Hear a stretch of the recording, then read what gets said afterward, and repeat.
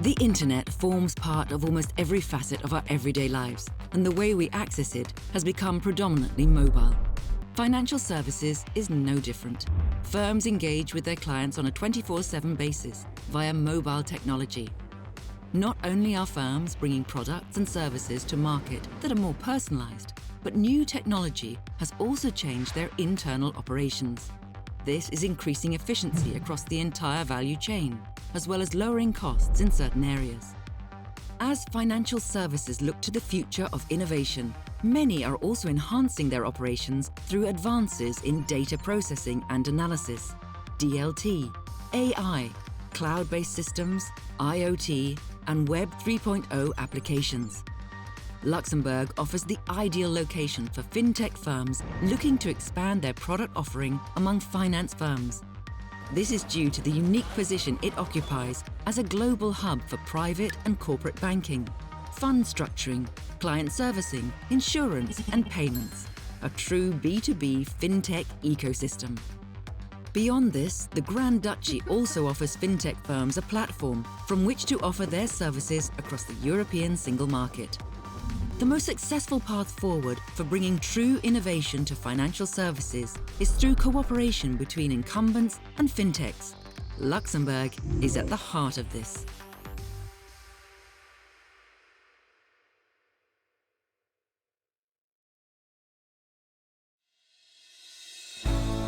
Welcome to Focus On, bringing together financial industry experts of different horizons, sharing and discussing their insights.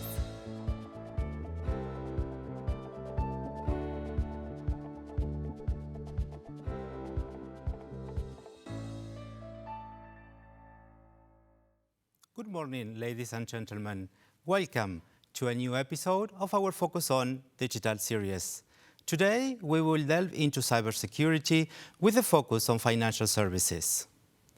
Without any doubt, cybersecurity has become a critical concern for the financial sector. Digitalization is making financial services more efficient, accessible, and inclusive, but also more vulnerable to cyber risk. Research shows, in fact, that the financial industry is the main target industry for cyber criminals, with financial fraud and data theft being the main motivation behind such attacks. The tight interconnection between the financial sector and technology could also facilitate a quick spread of attacks through the entire system, potentially causing widespread disruption. There has been no shortage of voices warning that a major cyber event could even trigger a serious financial crisis. Is cyber risk a systemic risk then? The digitalization of financial services has also blurred the lines of responsibility for security within an organization. Is cybersecurity only a technical concern confined to the IT department? Or is it an issue that should be at the very heart of the organization? In Europe, financial services firms fall under the scope of different regulators and supervisory areas with a multitude of regulations and sector-specific standards tackling this issue of cybersecurity. Is there a need for further regulatory alignment and collaboration across the EU? What are the main initiatives shaping Europe's cyber resilience? In the next hour, we will try to answer all those questions and more. We will kick off with a keynote address by the European Commission Director for Cybersecurity.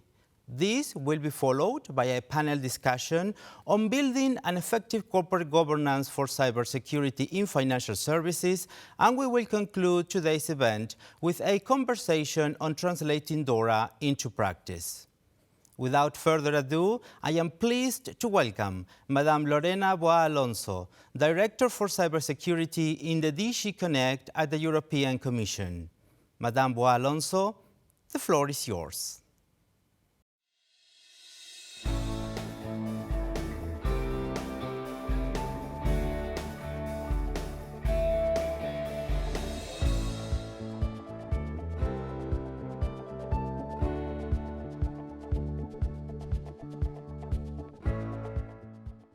Good morning, ladies and gentlemen. It's a real pleasure to address you today at the occasion of the Focus on Cybersecurity organized by Luxembourg for Finance. I'm really pleased that you invited me to present you how busy we have been in the past couple of years. Because indeed, the European Commission has been working very hard in order to provide a framework where European companies, consumers, and member states can strengthen their cyber resilience and ensure a high common level of cybersecurity across the European Union. I think I don't need to convince you that given the current geopolitical and security situation in Europe, we need to further reinforce our efforts to ensure that our critical infrastructure, services, and digital assets are secure and resilient across all sectors, be it financial services, telecommunication networks, digital infrastructure, pipelines, transport routes, etc. And this comes in addition to the growing digitalization and interconnectedness that was, as you know, hugely accelerated by the COVID-19 pandemic and leading to a vast attack surface. Today, we are over 46 billion Internet of Things devices in the world. Most of these digital devices are insecure, lacking cybersecurity measures, leading to the possibility of being hacked and used in cyber attacks on innocent third parties. Exploiting vulnerabilities in the supply chain, as well as executing attacks with the aim of demanding ransoms, have become common features in cybersecurity incidents. According to ENISA's recent report on emerging cyber threats, by 2030, there will be more and more integration of components and services combined into new products. Therefore, supply chain attacks exploiting product vulnerabilities are identified as a #1 threat, which is here to stay. A ransomware attack takes place once every 11 seconds around the clock, somewhere in the world. It is estimated that the cost of cybercriminality to society is as much as 5% of the world's GDP, or around 5.5 trillion euros.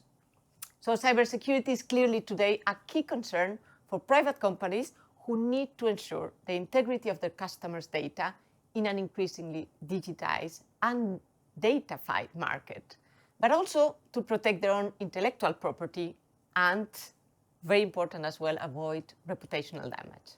The financial sector is the largest user of ICT infrastructure in the world. It accounts for about a fifth of all IT expenditure. Since banks are where the money is, they are particularly attractive target for cybercriminals. According to a European Parliament report, the financial sector is 3 times more at risk of being the target of cyber attacks than any other economic sector. For example, in Germany, 90% of the mail fraud reported from 1st of June 2021 to 31st of May 2022 was finance phishing, or the attack on a company in the financial sector involving more than 20,000 infected devices from 125 countries. So in view of all these, more advanced cybersecurity policy and regulatory responses have become a matter of urgency. Therefore, since 2020, as outlined in the last EU cybersecurity strategy, the EU has significantly strengthened its policy landscape to prevent, detect, deter, and respond to cyber attacks on the Union, its member states, critical infrastructure, business, and citizens. And we are acting, as you know, on various fronts, combining a horizontal approach with specific rules that are sometimes necessary in a number of sectors, such as the financial one. The aim here is to promote cyber resilience across the board, safeguarding our communication and data and keeping online society and economy secure. Talking about the horizontal rules, clearly the NIS2 directive is the horizontal EU baseline framework for cybersecurity. It really plays a central part in this policy landscape. As you know, NIS2 was agreed in record time and already entered into force in January this year. And the fact that negotiations were so fast, or certainly with respect to the first NIS directive, shows the determination of the European Parliament and of the Member States to deliver an ambitious and future-proof EU framework for cybersecurity, where the EU can lead by example. Now, the Member States have to transpose it, and they have until October 2024.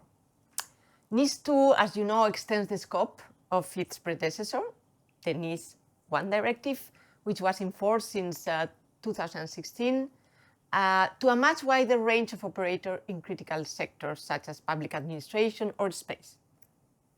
NIS 2 now is raising the bar and streamlining the currently applicable cybersecurity risk management and incident reporting obligations for entities while ensuring a coherent and harmonized cross-sectorial regulation approach on cybersecurity.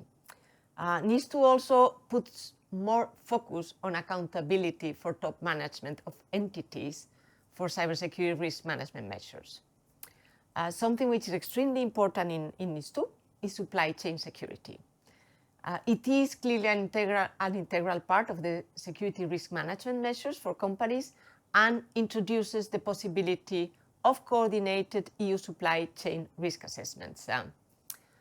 NIS 2 also introduces new elements such as the coordinated vulnerability disclosure framework and also strengthens the EU crisis management framework by setting up EU Cyclone, a network consisting of EU member states, cyber crisis agencies, and the Commission to support the coordinated management of large-scale cybersecurity incidents and crises at operational level in the European Union.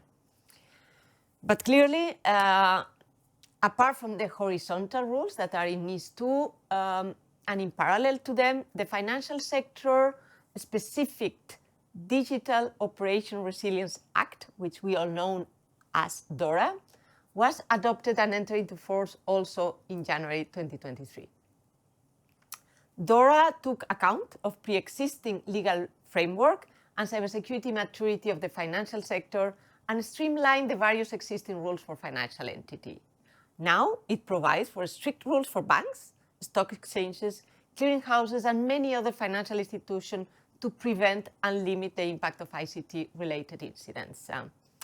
DORA also places particular importance on supply chain security.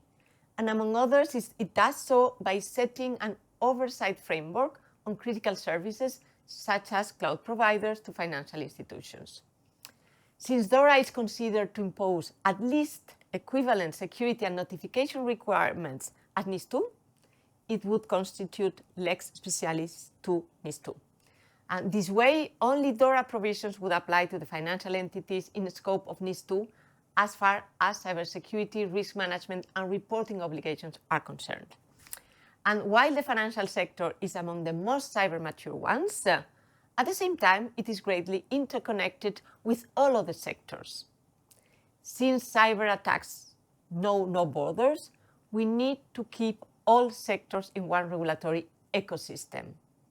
How to create this link and guarantee the uninterrupted and coherent implementation of these rules?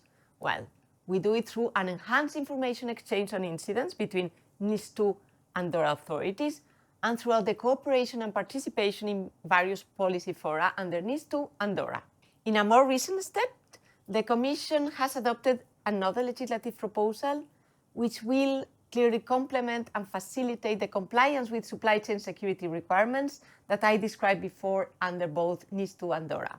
This legislative proposal is currently being negotiated by the co-legislators, and once adopted, it is set to become a major game changer and an international point of reference, because it is the first of its kind horizontal legislation aiming to secure the whole supply chain by reducing the number one cause of major cybersecurity incidents in the EU, which is the exploitation of software vulnerabilities. The Cyber Resilience Act would require that all software and hardware placed on the EU market is secure by design and by default, and that the security is maintained throughout the whole life cycle, for instance, through testing and security updates. The aim is clear. We want to reduce the amount of vulnerabilities in digital products with digital elements that are placed on the EU market. We want companies to take cybersecurity seriously, and we want businesses and consumers to be able to use products with digital elements securely.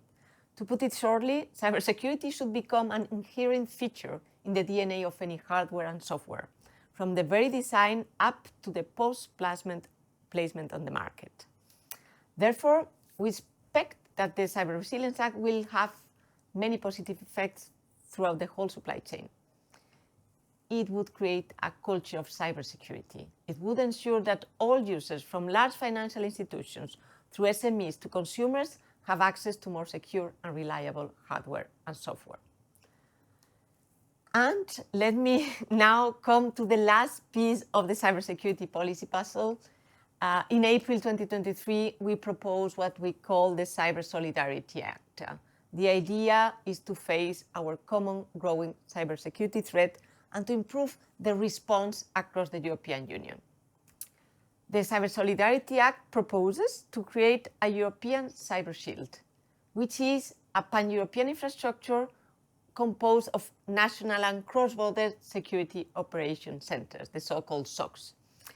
They should monitor and analyze insights on cyber threats using state-of-the-art technologies such as artificial intelligence and advanced data analytics, with the purpose to detect and share timely warnings on cyber threats and incidents with relevant authorities, so that there can be a possibility to respond to cyber incidents in a more efficient and effective way.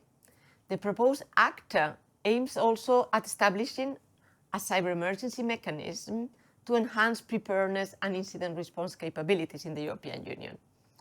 The idea is to support preparedness actions, including coordinated preparedness testing of entities in highly critical sectors like energy, transport, or health for potential vulnerabilities.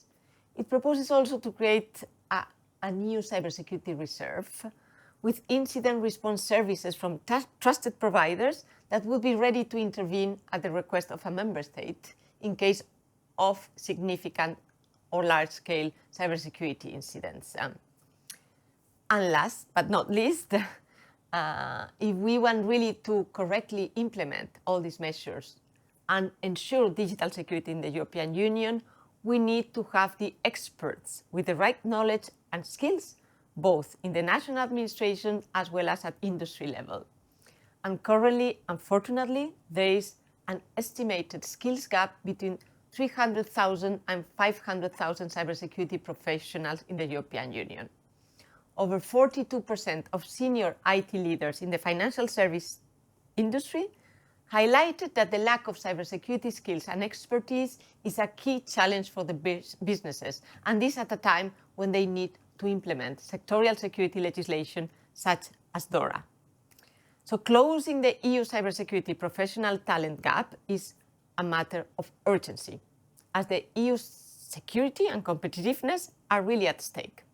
And this is why in April we also launched what we call the Cybersecurity Skills Academy. The idea is to pull together private and public initiatives at European and national levels and improve the coordination to help addressing the gap in the cybersecurity workforce. In conclusion, to make the most of these new rules and to address effectively the challenges brought by the fast-track digital developments and the constantly increasing number and degree of severity of cyber attacks, we need to act now. And for this, it is crucial to have the support and involvement of all stakeholders, and the financial sector can only continue to lead by example. Thank you very much.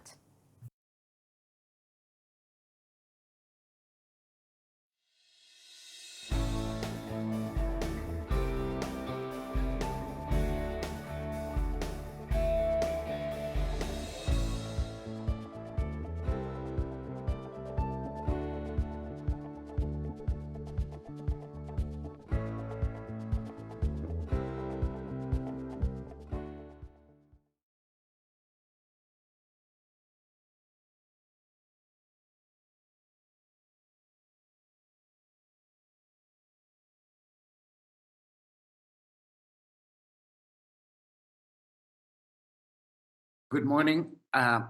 After 3 years of COVID videos, I still cannot get myself unmuted. Thank you so much for joining us this morning. What a great introduction from the person at the European Commission who is inside, who took us behind the scenes on some of the key legislations that the European Union is putting together. A great picture, I thought, on how the EU is building what Lorena called this puzzle, this jigsaw puzzle of key pieces to keep both businesses and citizens secured.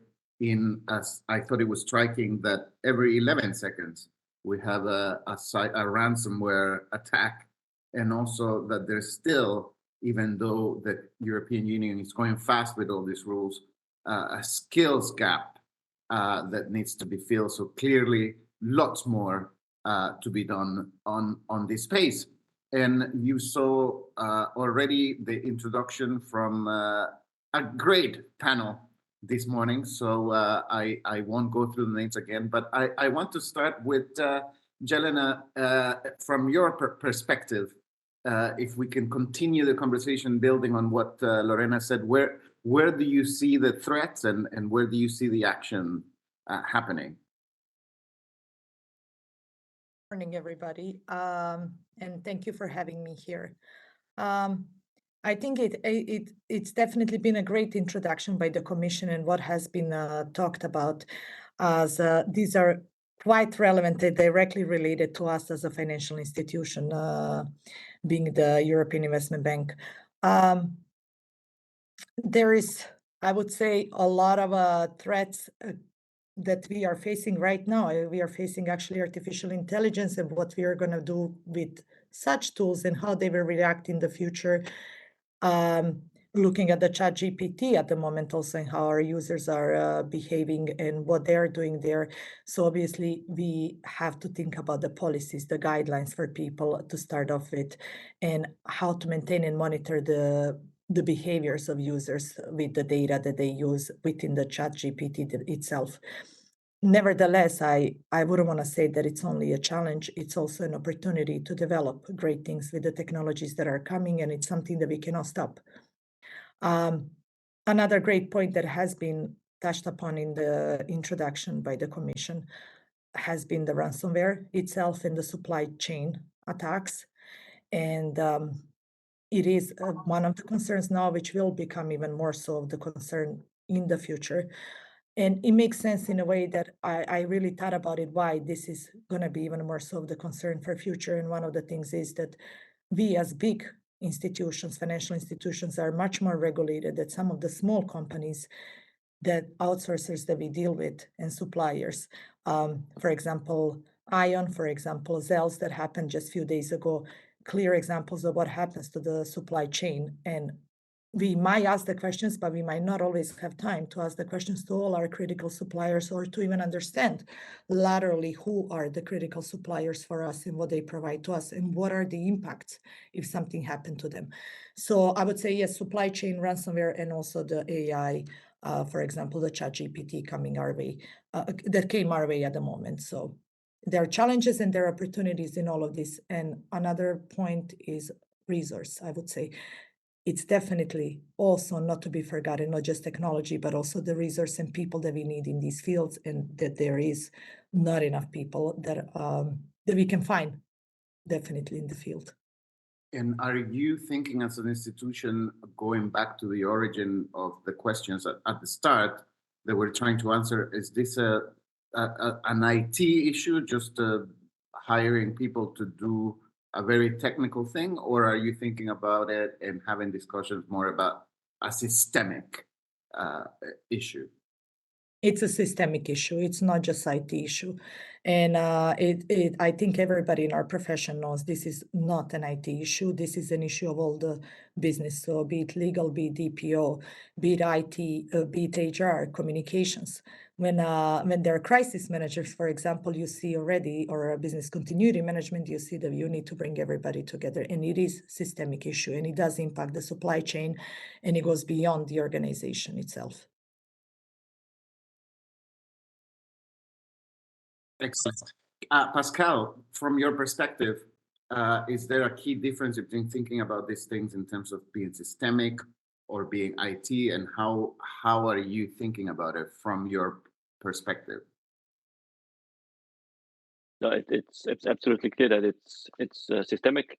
I would even say that today we cannot anymore say that there is a cybersecurity specialist, because cybersecurity has become so broad as a topic that this cannot be, I would say, done only by one person. You need a multitude of people to really grasp all the dimensions of cybersecurity, especially when it comes to a big organization or a nation, or I would say Europe, for instance.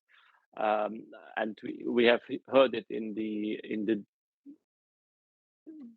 set of regulations. I would say it's not one regulation, but it's a whole set of regulations that is being thought about, that is being developed, that has been developed, that is coming. There are more things that will come, and they are interconnected, intertwined, and also the ones that are not specific to cybersecurity, thinking about AI, thinking about things like the CHIPS Act, for instance, are all interlinked. And really, what Lorena mentioned, this supply chain aspect is really important. And if you look at the supply chain, where you have all the different types of expertise, of competence, of this multidisciplinarity of cybersecurity is really becoming visible today. And for instance, what we see also on an international scale is that there are more and more cyber diplomats, because also in I would say international negotiations, in international trade agreements, cybersecurity becomes a topic. So well, it's really becoming very broad as a topic. Nonetheless, the technical aspect, the IT aspect is big. I would say when we think about AI, when we think about other emerging technologies like quantum computing as well, there are a lot of challenges ahead of us, technical challenges, and so we definitely should not neglect the research part. And this is where all comes in another EU initiative, which is linked to regulation, of course, which is the European Cybersecurity Competence Center that has been created two years ago, and which will really concentrate on better organizing, better coordinating, creating more impact based on research, or coming out of research when it comes to technology. So to really invest into developing key technologies, key solutions for the future challenges. And there, obviously, we also need a lot of people to think about these solutions, to study these solutions, to research these aspects. And so it's really combined with this initiative about the Skills Academy, which is, I would say, the Cybersecurity Skills Academy, as it has been presented previously and about the European Commission, is everything but not an academy. I would say it's more like a hub. It's more like the idea to create a single point of information where you can find all different types of courses, trainings, certifications, competence building measures to strengthen the skills in cybersecurity for your entity. Great. And before we get to speak about corporate governance and how to tackle this at business level, Mitch, on this question of systemic versus just an IT issue, I think it's important just to flesh out why we should be talking or thinking about it more in systemic terms. I'm just curious to hear from you and the conversations that you're having with people, whether we've reached the point where everyone is thinking about it in terms of systemic risk. Something, and again, thank you. It's an honor to participate, but it is a systemic issue, and I've always said that cyber is not a tech issue; it's a business issue, it's a societal issue, and it has to be embraced by everyone within the company. And if we look at it, and you look at where most cyber attacks occur, and where your weakest point is, it's actually the people. It's not the technology in a lot of cases. It's the people that click onto the link. It's the people, it's the cyber behaviors and the culture of your organization. And that can only be achieved by addressing the people and the culture and the technology and the systems and the governance and the policies. You have to look at it holistically. And the only way to accomplish that is to really embrace it by the whole company or by the government, where everybody becomes a CISO, where everybody has a responsibility around protecting their organization and or themselves from these kinds of breaches and these kinds of exposures and vulnerabilities that occur. And on the on let's call it the cyber adversary, the cyber adversary is moving at pace that makes it very difficult by those that go by the rules to keep up with it. So the only way to do that is as a collective, so that we're all working together to achieve a goal of the highest level of cyber resilience, and therefore making our companies and our governments more safer.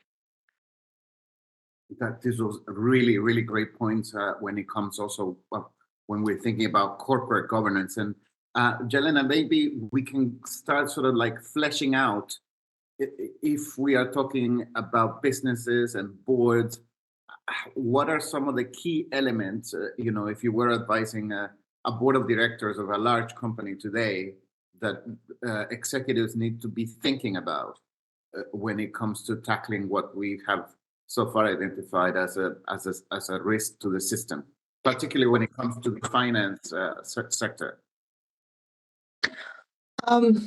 So I would say the most important to start off with is to have the regular updates to the boards. And because it's something that changes all the time. The threat actors might not change so often because we have specific threat actors, for example, for EU.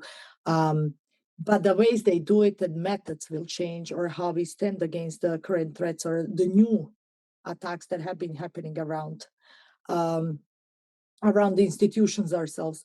But the first and most important thing is the constant updates to the boards. Now, boards, what we as CISOs, and not just us, but also the first line of defense, DPOs, and the rest of the people that are involved, as Pascal mentioned, there's so many of us involved. It's not just IT issue, it's also systemic issue, as we said. We all need to update. But I think the board definitely needs to have this clear picture of the potential cyber threats and how we stand against it. What are we doing on a monthly basis? We need to report on the things that we are doing, sometimes even on ad hoc when the things are happening, because it is the boards are accountable to evaluate and implement these appropriate response plans and strategies for us as well, and we should work together on this. So it's not one thing. I think it's plenty of things and plethora of things that we should report to the boards on a monthly basis, ad hoc basis, when things are happening right in the moment, or some other institutions or IFIs have been attacked, that we need to know right away. And it's not only that we report to board. I think our duty is not just to report to board, but also talk to the peers like CERTs and the peers in IFIs to help us also identify some of these things and tell us what is happening. And then we channel it down up to the board. So it is a responsibility, but also we do understand the board is accountable at the end of the day, and they need to be informed of the direction that we are taking, and also to advise us of the strategic direction that they would like us to take. So it's very important also from the board level to understand the cyber, I would say. And I would say also that has changed. In the past, we saw that the boards were not so much concerned with cyber, and I see that this is changing as well now. In the past few years, it's changing. It's changing because we see what the cyber is can do, what damage it can create to the organizations, but also because of DORA, NIST, and other regulations that are coming our way, that everybody's getting their head wrapped around the cyber and seeing what it is, its top 3 risks everywhere in every organization at the moment. Some really great points to flesh out, and it's interesting that you mentioned this change in behavior, both coming because they see what's happening on the ground and also the regulation that's coming through the pipeline. Pascal, have you noticed this change among executives, and what are some new elements or some elements that you need to reinforce when it comes to dealing with boosting the corporate governance? Yes, we clearly have noticed this since a few years. I would say, as I would say, you know, I'm involved in the Luxembourg Council of Cybersecurity, and we have this activity of CERT. So we help companies to develop their policies, but also when there is an incident, and especially with the team that is dealing with incident, we really see since I would say 5 or 6 years. So it was already before COVID. It started already. That the reactivity or the awareness of companies are higher. So it's more often the case that they contacted us because they have detected an incident, and because previously it was unfortunately often the case that we knew before them that they had an incident, which was a bit a weird situation, but unfortunately it happens sometimes. But this is really going into the good direction. And as you mentioned, there are different dynamics. And there is the first of all the awareness, the situation, the fact, things like the pandemic, like COVID, like other aspects, the huge movement into digitization shows this dependence on IT infrastructure, and really gives the board this I would say specific view on, okay, this is an infrastructure, this is something that we really depend on, so we have to take care about it. And on the other side, as well, the regulation that forces a little bit things. But what is interesting to note, especially in the financial sector, and mentioned by Lorena previously, is we see that the financial sector is one of the sectors that is the fittest when it comes to cybersecurity, to these things, and since many years. Still, they have the most strict regulation, because DORA, the new one, goes way further than the NIS2, for instance. So and this is I think on purpose, because the sector recognizes that it is important to have strong regulation, because this brings the whole sector at a high level of stability, and so the awareness and the regulation often go together. Another thing, which is also, I think, where we also see a lot of change, or seeing that cyber becomes a topic in boards, is when we have this activity of doing crisis management with companies, especially with people from a certain management levels, or boards, or high management, middle management. It depends a bit on the company, and there we see that there is a high interest of doing this. There is a high demand of getting to know, okay, what is this really, this cyber thing? What does it mean to have a cyber incident in a company? And I really see that it's not the CISO alone who will deal with this situation. It's also inside of a company. It's the collective effort, as Mitch mentioned it before. It's on an international scale, it needs a collective effort, but also inside of a company, it needs a collective effort. It needs the finance people, it needs the human resources people, it needs the communication people, very important, the communication people. It needs the technical people, of course, as well, but all they have to work together in a team. This reminds me, a few weeks ago, I was in a conference where a very senior person mentioned that cybersecurity can be compared a bit like a team sport. It's really a team thing. So all the elements of the team are important, and this is really what we start to see really in companies, in boards, and really makes it possible that we really can now take care about the whole supply chain of the of the production, where in all steps cybersecurity is a topic. Fantastic point, Pascal. And Mitch, I really liked Pascal's sort of assessment of the risk placed into the context of the pandemic.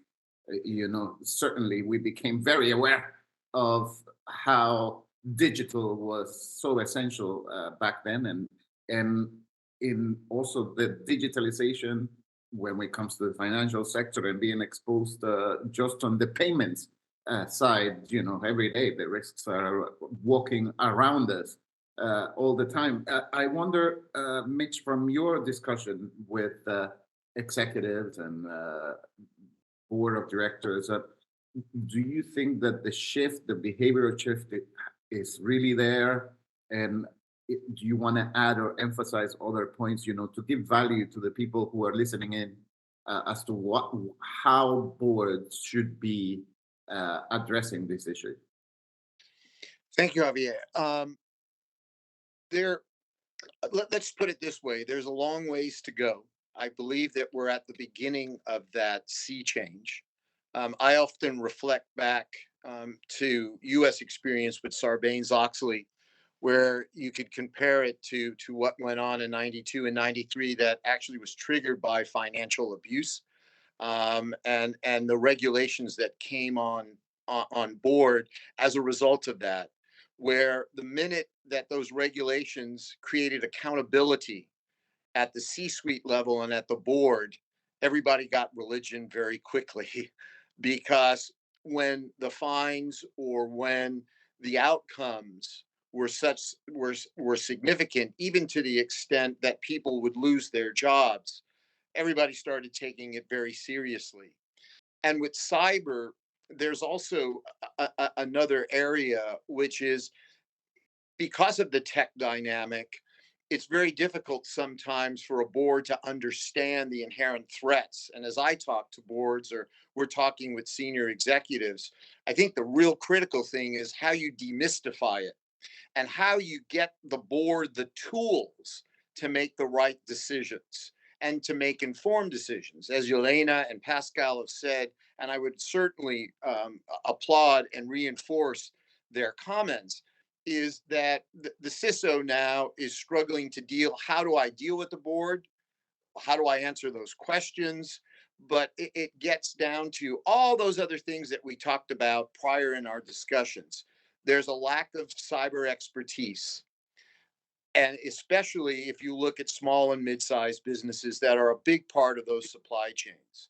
So the board is becoming more and more essential in terms of its governance and in terms of what the board needs to do as it relates to this, but also having access to the data in a very simplified fashion that demystifies this so that they can see where those inherent risks are. And that can come into scoring and ratings and a multitude of other things. And that also, from a tech perspective, really drives the need to automate. Because if you don't have enough people, you need to automate. And if you automate, then if you can show the board, whether it's through a dashboard or you give them the tools, as Jelena was saying, and Pascal, where at every board meeting, they can see a rich picture of what their exposures are, where their vulnerabilities, where things need to be fixed, they can work in concert with the rest of the company and really become a driving force for, again, a more cyber resilient and safer environment for everyone. So I think we're still at the kind of the beginning of where that hockey stick will start to occur. I think that's part of by the ransomware, the losses, the costs, and the criminality that's arising from all of this.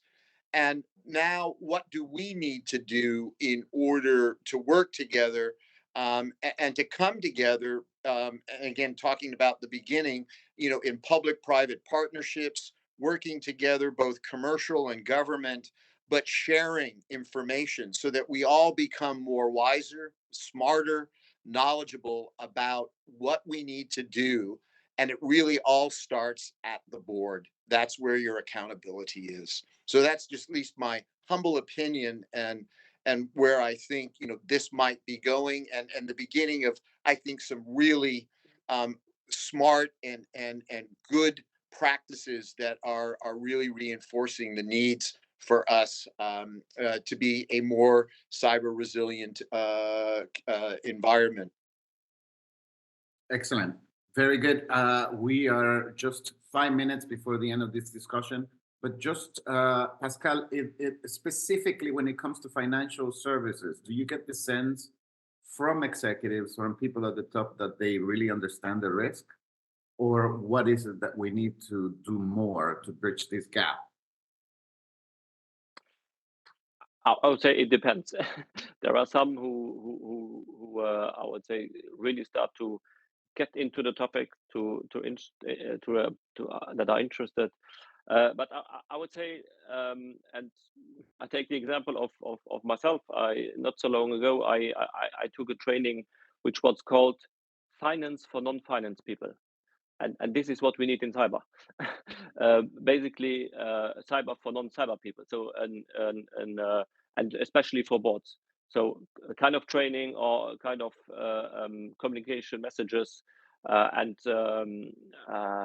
internal CISOs can do it, but also it can be done by a combination of parties, because it's not only the technical part that is as important to really get the bigger picture about what are the key aspects in cybersecurity that are important to know by a person that has decisions to take at the end of the day, that has to make sure how to orient its company and how to avoid that it fails, these kind of things.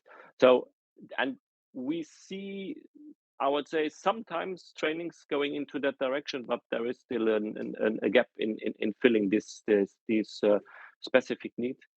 But I hope that these kind of things will happen soon to really raise the key, I would say, the core elements that are needed to be known in cyber, to be able to take the right decision at the right moment, and to know to whom to delegate what type of activity, because that's also important.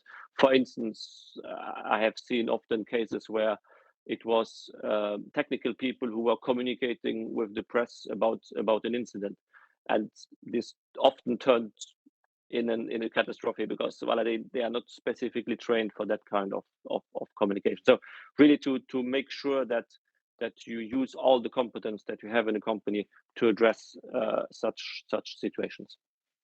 I like this idea of cyber for non-cyber people. Mindful that we have very little left, but before we go, I want to go through each of you and just give me, in 10-15 seconds, just like a key message, one thing that you want our audience today that have kindly joined us, something to remember, to take away with them as a thought. So I'll start with Jelena, and then we move on, and then we wrap up. Thank you. So I would say just things are going forward. We see and we're getting more aware of what are the things that we need, such as these new regulations that are coming in, DORA, NIS2, etc. And I'm also very happy that they're coming in. I'm supporting it very much so from CISO point of view. But let's not forget that checking off the marks only is enough for the organizations, institutions. So I'm very much welcoming, and I have to say, and I'm applauding Cyber EU red teaming exercise that needs to come after you do the compliance. So let's not forget not to just check off the marks on the regulations themselves, but actually test your environment. That being said, also, let's not forget, as CISOs, it is our, Pascal touched upon it, and you asked him a great question. It is our duty also to educate the board on the things, and where we see that they haven't asked the questions, that we think about giving them some more material and answers, or driving this discussion forward on the new and upcoming things in the cybersecurity. And thank you so much, Pascal. In 5 seconds.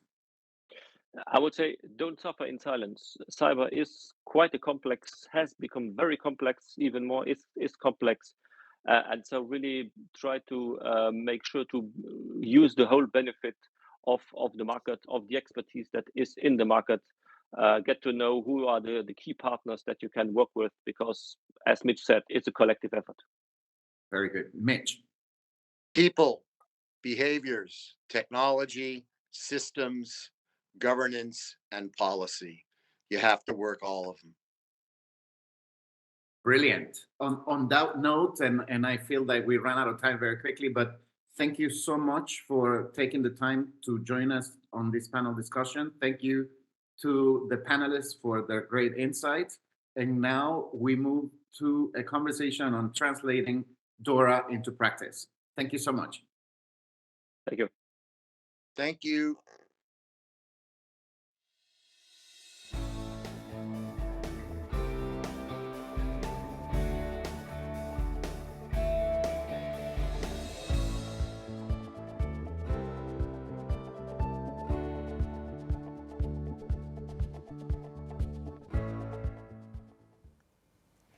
Good morning from Luxembourg, and thank you for joining us in this exciting discussion on cybersecurity and its related regulations, particularly in the realm of financial services. I am Sabika Ishaq, serving as the CISO of Grand Thornton, Luxembourg, and the elected president of WomenCyberForce, which is the Luxembourg chapter of the European-wide initiative of Women for Cyber.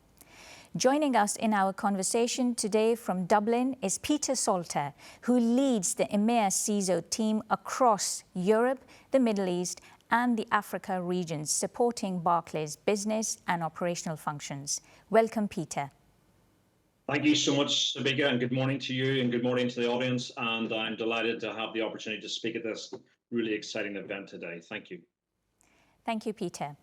So the focus of our discussion today would be translating the new legislation DORA, which is the Digital Operational Resilience Act, into practice when it comes to the heavily regulated industry, the financial industry.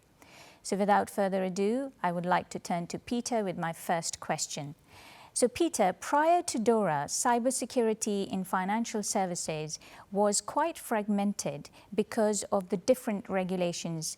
And also, like I said, that the fact that these financial services and these financial services member firms are under the surveillance of different regulators only adds to this fragmentation. So with DORA coming into force, Peter, what would you say is new in this directive as compared to the already existing regulatory corpus? Thanks, Sabika. I guess probably before I get into the question in detail, what I would say at the very outset is what's most welcome about this DORA regulation is the contribution that it makes to allowing us as an industry to strengthen even further our risk and control environment, and importantly, defend our clients and customers with even greater depth and rigor. So this is an exciting opportunity, and Barclays very much sees it as an opportunity. Addressing your question, however, more directly, DORA delivers even greater regulatory harmonisation at an EU level.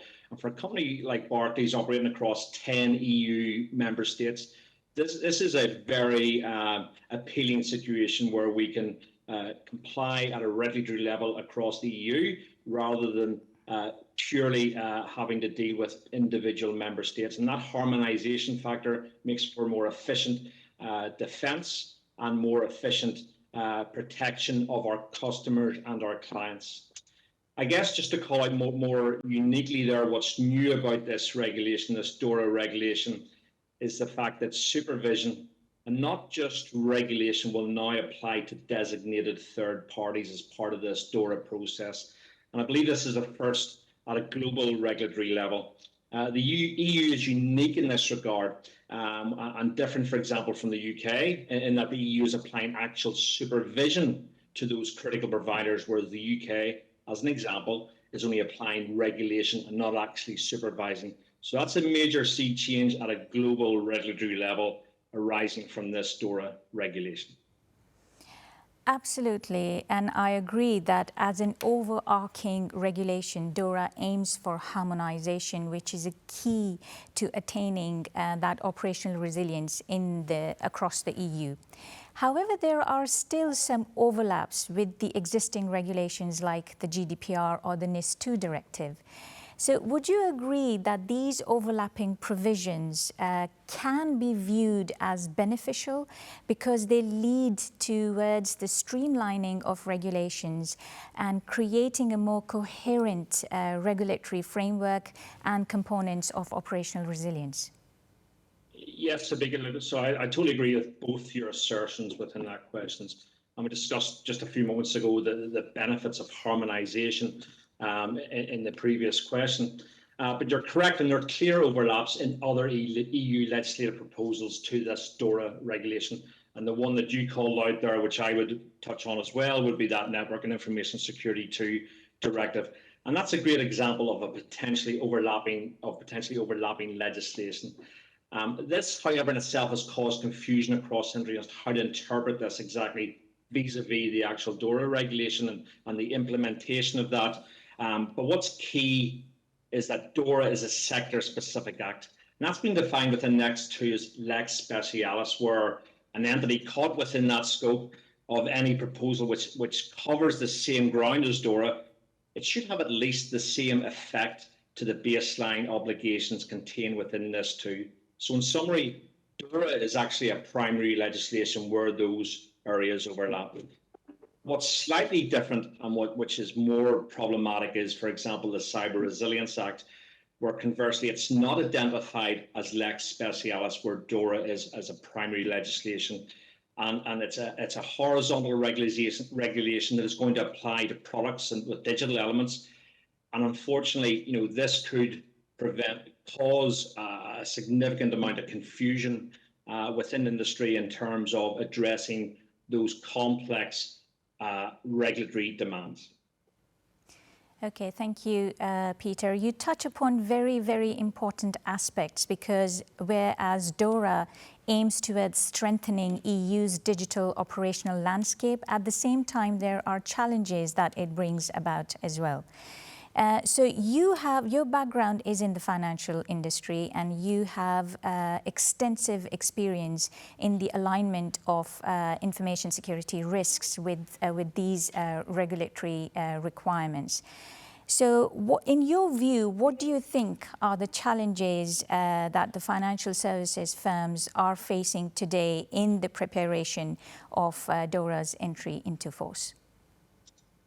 Thank you. So DORA is a very complex and wide-ranging piece of legislation, as indeed many pieces of legislation. And DORA itself is due to come into force in January 2025.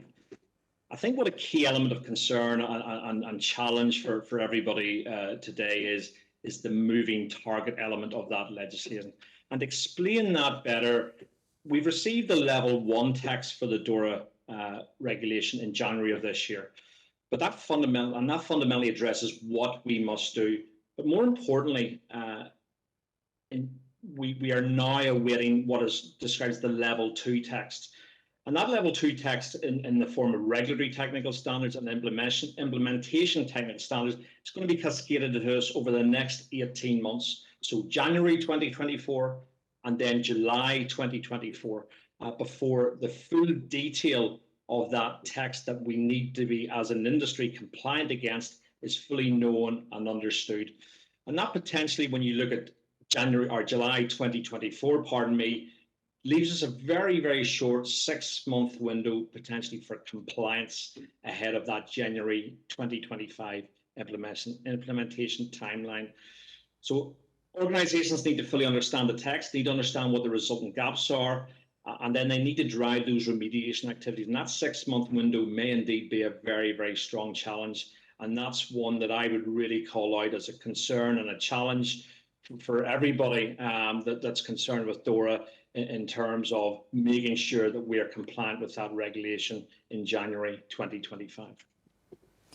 Right. I think you're absolutely right, but we are mostly focused on organizations trying to be compliant in the EU region. And yes, of course, DORA is a European regulation, but its impact goes beyond the borders of the European Union. And since Barclays is a global bank, and you have ample experience working over there, what can you tell us that, because Barclays has its presence not only in Europe, but beyond as well, what is the impact on multinational organizations like, for example, Barclays? Great question, Sabika. And I guess all financial institutions organize themselves in very different models, depending on their scale, depending on their business requirements. And for Barclays, within the European Union, Barclays Bank Ireland is our Barclays legal entity operating within the EU and primarily responsible for compliance to the DORA regulation. But the point that you're touching on and you're trying to draw out there quite successfully is that Barclays Bank Ireland, however, consumes services from the wider group structure through intergroup agreements. So this, in effect, actually necessitates the compliance of the wider group to the DORA European regulation, and it extends much beyond the borders of the EU itself. And I'm sure Barclays is clearly not unique in that position through the provision of services through intergroup agreements. So while DORA very significantly harmonises EU legislation, clearly the EU is not the only global regulatory authority, and global banks are subject to multiple global regulatory requirements. This can just lead to a very complex operating environment for financial institutions such as Barclays, at a group level, where we're trying to compete and quite appropriately and correctly discharge our regulatory obligations, but trying to do that over a very complex matrix of global regulatory requirements. Thank you, Peter.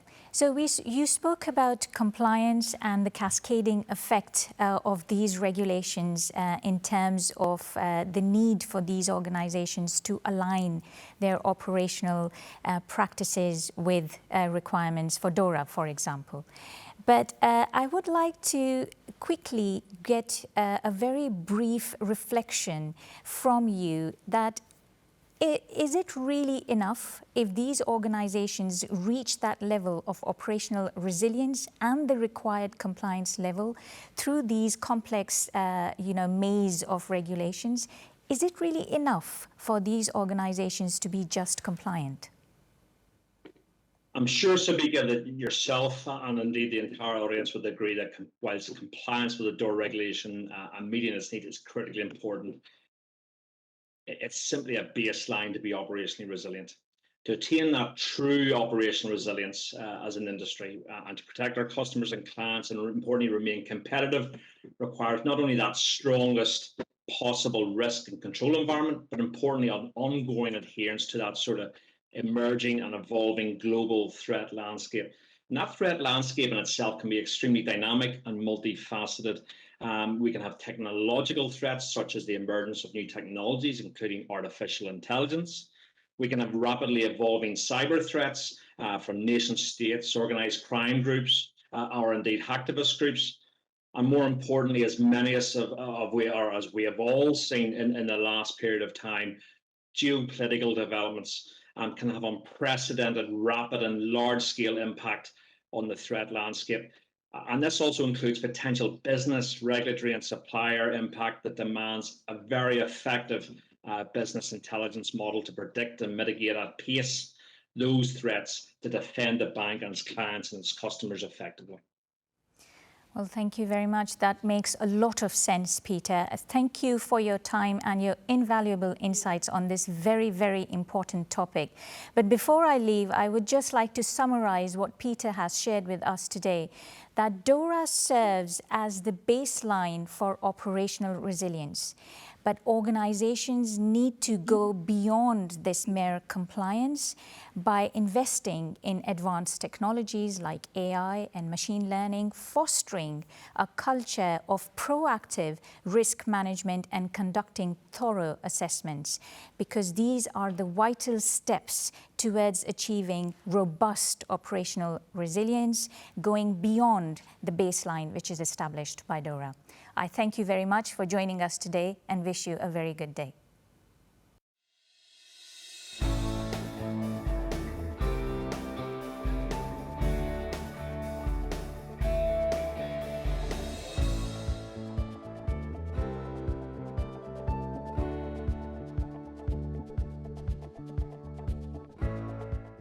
Ladies and gentlemen, we have now come to the end of today's program.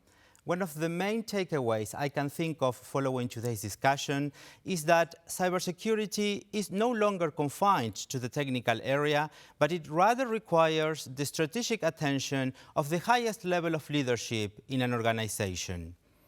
Another of the points clear to me is that regulatory compliance per se does not equal to cyber risk shielding. It's also about the ecosystem, the company core competencies and skills, including people understanding of cyber risk and protecting outsourced arrangement. The digitalization of financial services and cybersecurity are clearly two sides of the same coin. In this understanding, financial services firms must do their cyber hygiene homework and take a proactive approach to stay protected and to be able to deliver services even in the event of a major disruption coming from a cyber attack. Lastly, we can safely say that as cyber threats keep on evolving and become more sophisticated in nature, there is no break to cybersecurity. Complacency, hence, is not an option. To conclude, I would like to thank you all for joining us today and to our sponsors and speakers for their support. We will be back next month with a new episode on succession planning and wealth management. Until then, stay safe wherever you are.